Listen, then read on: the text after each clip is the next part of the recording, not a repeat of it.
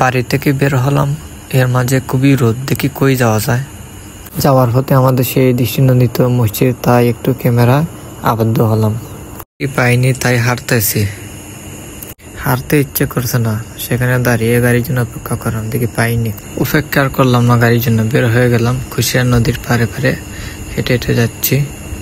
এরই মাঝে আমার সামন দিয়ে দুইটি কলস নিয়ে হাঁটতেছে, মনে হয় দুধওয়ালা। আর মনে হয় আমার হাঁটা লাগবে না, চলে আসছে আমার সেই বাইক রাইডার। ফোন দিয়েছিলাম, বাইকের মধ্যে উঠে গেলাম, দেখি আমাকে কই নিয়ে যায় আজকে। সাথে আমার ফ্রেন্ডকেও নিলাম, যখন বেড়াতে যাব তাই সবাই মিলে যাচ্ছি। আমাদের সামনে দেখা যাচ্ছে সেই সেলফির খুব লোড নিয়ে যাচ্ছে, আবার সে আরেকটা গাড়ি নারিকেল দেখা যাচ্ছে। কোথায় যাবে কোনো নির্দিষ্ট হয়নি। দেখি এখন কুশিয়ারা নদীর সেই আমাদের সেতুর মধ্যে উঠলাম। সেতু পের হয়ে দেখবো কই যাওয়া যায়, সুন্দর একটি জায়গা দেখে যাব আর আপনাদেরকে দেখানোর চেষ্টা করব। আর সেতুটি খুবই সুন্দর, দেখেন খুবই সুন্দর লাগে। আর সেটি হচ্ছে আমাদের কুশিয়ারা নদী, খুবই বড় নদী। সেটির উপর দিয়ে সেই কুশিয়ারা সেতু, আমাদের সিলেটের মধ্যে সবচেয়ে বড় সেতু এটি, কুশিয়ারা সেতু।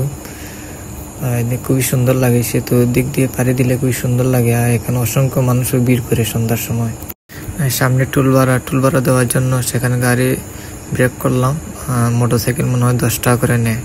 কুশিয়ারা সেতু ওই পারে একটি ভালো দিক হলো, যখন আমরা রানিগঞ্জ টু ইনাতগঞ্জ যাই তখন খুবই একটি ভালো সুন্দর একটি রাস্তা দেখতে পাই। আর রাস্তাটি খুবই ভালো, আর খুবই অল্প সময়ে ইনাতগঞ্জ পৌঁছা সম্ভব। আর রাস্তাটা খুবই স্পেশালি, কারণ ব্রিজের জন্য রাস্তাটি খুবই সুন্দরভাবে তৈরি করেছে। আর খুবই অল্প সময়ের মধ্যে ইনাতগঞ্জ, দ্রুত সময়ের মধ্যে ইনাতগঞ্জ যাওয়া যায়। আর রাস্তার মধ্যে খুবই বাঙ্গা যে অন্যগুলো যে সমস্যা এগুলো নেই। তাটি যখন খুবই ভালো, তাই মনে মনে সিদ্ধান্ত নিচ্ছি যে সেই সুন্দর বাগান বাড়িতে চলে যাব, আপনাদেরকেও দেখাবো।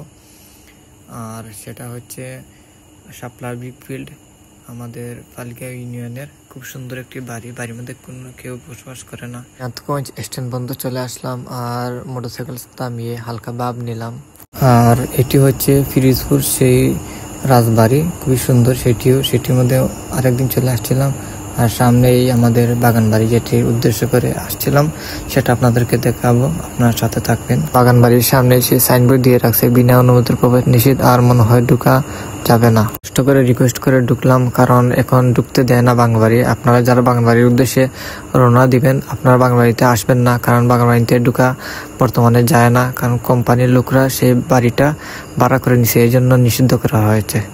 বাগান বাড়ির ফুলটা খুবই সুন্দর লাগছে, তাই একটু হাত দিয়ে দেখলাম।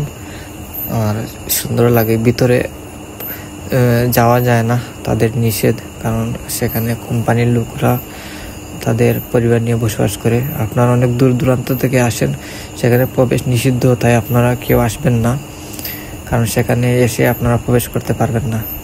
বাগান বাড়ির সবকিছু আপনাদেরকে দেখাতে পারলাম না, সেই জন্য আমি দুঃখিত। আর এখন বের হয়ে যাব। এসে মজও নিলাম, কারণ আমি কুক খাই না। আমার ড্রাইভারকেও মজো দিলাম, কুক যেহেতু ইসরায়েল পণ্য তাই কুক নিলাম না, মজো খাইলাম দুইজনে মিলে। সবাই ভালো থাকেন, সুস্থ থাকেন। আর যারা আমার ভিডিও দেখছেন সবাইকে অনেক অনেক ধন্যবাদ।